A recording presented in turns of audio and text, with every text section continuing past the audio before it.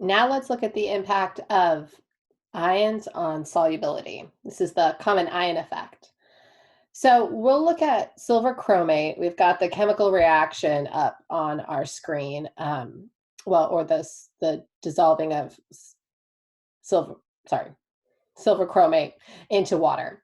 It'll form two silver ions and then a chromate ion, which is a chromium and 4 oxygens. It'll have an overall -2 charge. So if we add a solution of silver nitrate, which is soluble in water, we would be adding in some silver ions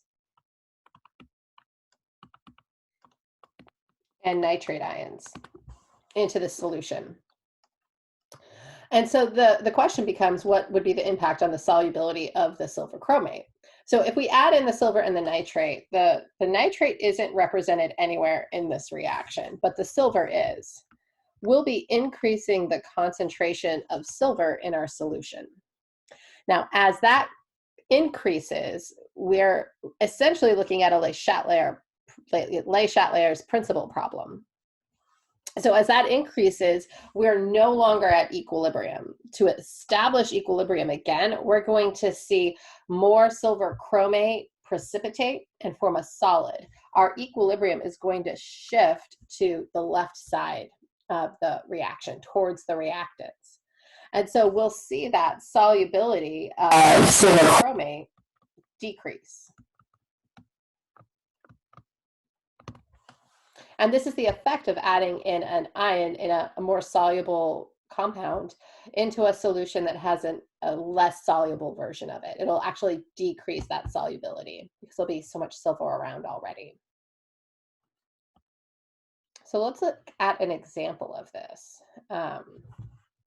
Let's look at calcium fluoride. We are going to calculate its molar solubility if that calcium fluoride is dissolved or added to a solution that's 0.1 molar sodium fluoride. So the sodium fluoride will give us sodium ions and fluoride ions in the solution. The sodium ions won't really participate, but the fluoride ions are going to increase the concentration of fluoride ions around. So looking at our equation, we've got our calcium plus 2.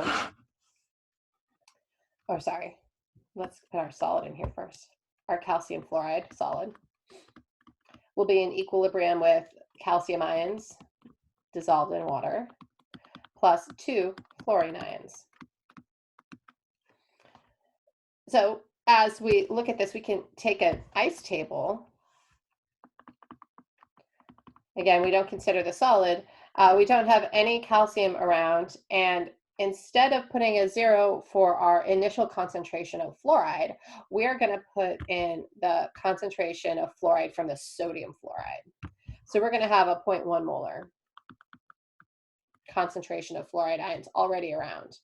Now, for this to come to equilibrium, we're going to anticipate that if we're putting in this solid and we have no calcium ions in solution, that it will proceed to the right to reach equilibrium. That means we'll form some of our product ions. So we'll have X for calcium plus 2X for fluorine or fluoride, and our equilibrium concentrations will be X and 0.1 plus 2X.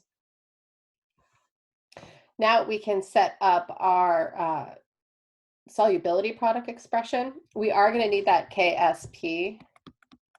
And if we look that up, we're going to get a value of 4.0 times 10 to the -11. All right, so KSP is going to be equal to the concentration of our calcium ion times the concentration of our fluoride ion squared. I'm going to plug in my X values and my KSP value, so it'll be 4.0 times 10 to the -11 will be equal to X times 0.1 plus 2X squared. Okay, now the idea is just to solve for X, and that'll give us our molar solubility. But we're going to have a cubic here, which will be frustrating unless we ignore the 2X from the fluoride. And we'll be able to do this because our KSP value is pretty small. It's 10 to the negative 11. So if we multiply this by 100, that's going to give us 4.0 times 10 to the negative 9. That's still significantly smaller than our initial concentration of our fluoride ions. So it's okay to assume X is very small. So that means that we can ignore that 2X here. So I'm going to rewrite this ignoring that 2X that's being subtracted from or added to the 0.1.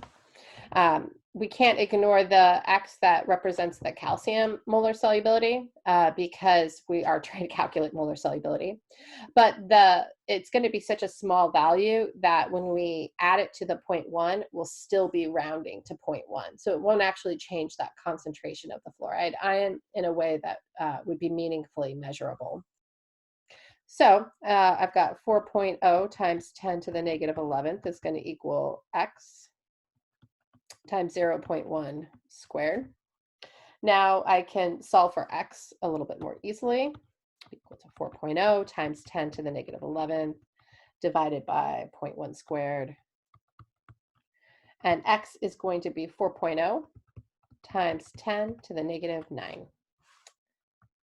And our units on that are molarity. So the molar solubility for our calcium fluoride when it is dissolved in sodium fluoride is going to be 4.0 times 10 to the negative 9th, which will be smaller than if it was just dissolved in plain water.